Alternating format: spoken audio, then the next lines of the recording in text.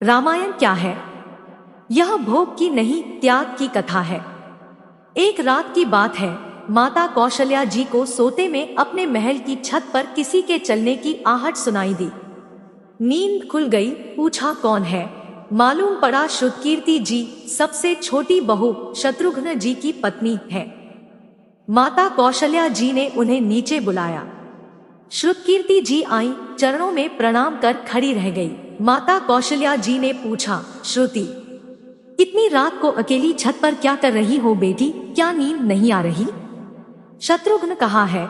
श्रुतिकीर्ति की आंखें भर आईं, माँ की छाती से लिपट गोद में सिमट गई। बोली, माँ, उन्हें तो देखे हुए 13 वर्ष हो गए। कौशल्या जी का हृदय कांप कर झटपटा गया। तुरंत आवाज लगाई, सेवक दौड़े आए। आधी रात ही पालकी तैयार हुई। आज शत्रुघ्न जी की खोज होगी। माँ चली। आपको मालूम है शत्रुघ्न जी कहाँ मिलेंगे? अयोध्या जी के जिस दरवाजे के बाहर भरत जी नंदीग्राम में तपस्वी होकर रहते हैं, उसी दरवाजे के भीतर एक पत्थर की शिला है। उसी शिला पर अपनी बाह का तकिया बनाकर लेटे मिले। माँ सिराहने बैठ गई। बालों में हाथ फिराया तो शत्रुघ्न जी ने आंखें खोली। माँ उठे, चरणों में गिरे। माँ, आपने क्यों कष्ट किया? मुझे बुलवा लिया होता। माँ ने कहा। शत्रुघ्न, यहाँ क्यों? शत्रुघ्न जी की रुलाई फूट पड़ी। बोले, माँ, भैया राम जी पिताजी की आज्ञा से वन चले गए। भैया लक्ष्मण जी उनके पीछे चले गए। भैया भरत जी भी नंदीग्राम में है। क्या ये महल, ये रथ, ये राजसी वस्त्र विधाता ने मेरे ही लिए बनाए हैं? माता कौशल्या जी निरुत्तर रह गई। देखो क्या है ये राम कथा। यह भोग की नहीं, त्याग की कथा है। यहाँ त्याग की ही प्रतियोगिता चल रही है और सभी प्रथम है, कोई पीछे नहीं रहा। चारों भाइयों का प्रेम और त्याग एक दूसरे के प्रति अद्भुत, अभिनव और अलौकिक है। रामायण जीवन जीने की सबसे उत्तम शिक्षा देती है। भगवान राम को 14 वर्ष का वनवास हुआ तो उनकी पत्नी सीता मैया ने भी सहर्ष वनवास स्वीकार कर लिया, परंतु बचपन से ही बड़े भाई की सेवा में रहने वाले लक्ष्मण जी कैसे राम जी से दूर हो जाते? माता सुमित्रा से तो उन्होंने आज्ञा ले ली थी वन जाने की, परंतु जब पत्नी उर्मिला के कक्ष की ओर बढ़ रहे थे तो सोच रहे थे कि माँ ने तो आज्ञा दे दी, परंतु उर्मिला को कैसे समझाऊंगा, क्या बोलूंगा उनसे?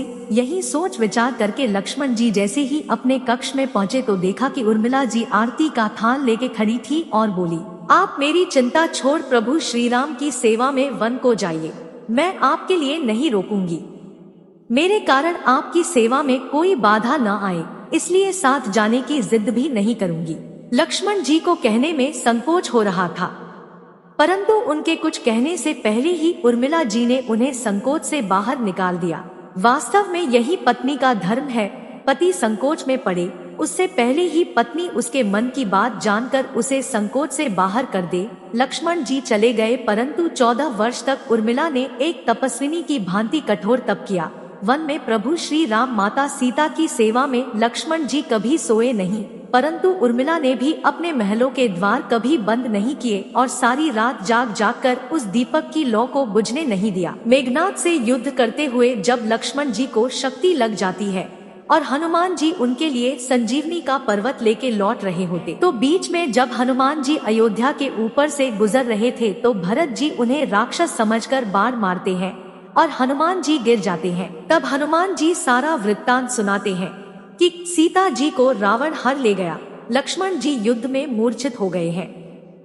यह सुनते ही कौशल्या जी कहती है कि राम को कहना कि लक्ष्मण के बिना अयोध्या में पैर भी मत रखना, राम वन में ही रहे। माता सुमित्रा कहती है कि राम से कहना कि कोई बात नहीं, अभी शत्रुघ्न है, मैं उसे भेज दूंगी।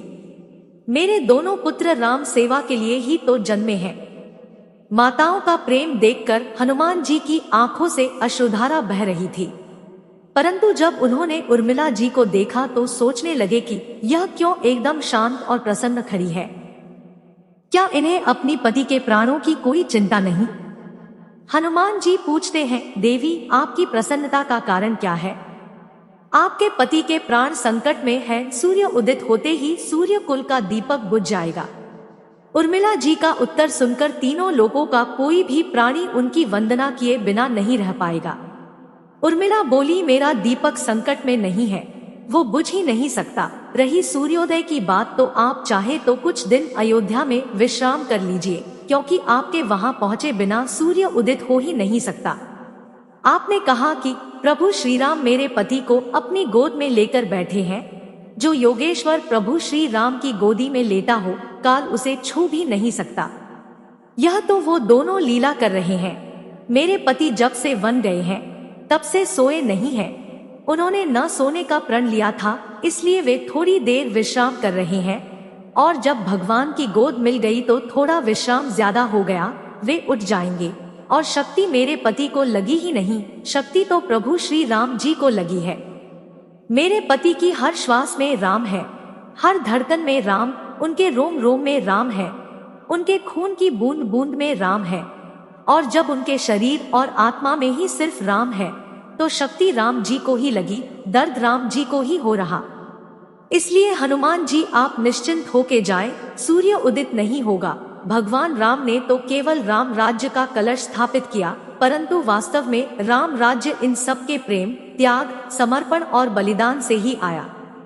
जिस मनुष्य में प्रेम, त्याग, समर्पण की भावना हो, उस मनुष्य में राम ही बसता है। कभी समय मिले तो अपने वेद, पुराण, गीता, रामायण को पढ़ने और समझने का प्रयास कीजिएगा। जीवन को एक अलग नजरिए से देखने और जीने का सऊर मिलेगा। लक्ष्मण सा भाई हो, कौशल्या माई हो, स्वामी तुम जैसा मेरा रघुराई हो। नगरी हो अयोध्या सी, रघुकुल सा घराना हो। चरण हो राघव के, जहां मेरा ठिकाना हो त्याग भरत जैसा, सीता सी नारी हो। लव कुश के जैसी संतान हमारी हो। श्रद्धा हो श्रवण जैसी, सबरी सी भक्ति हो। हनुमत के जैसी निष्ठा और शक्ति हो।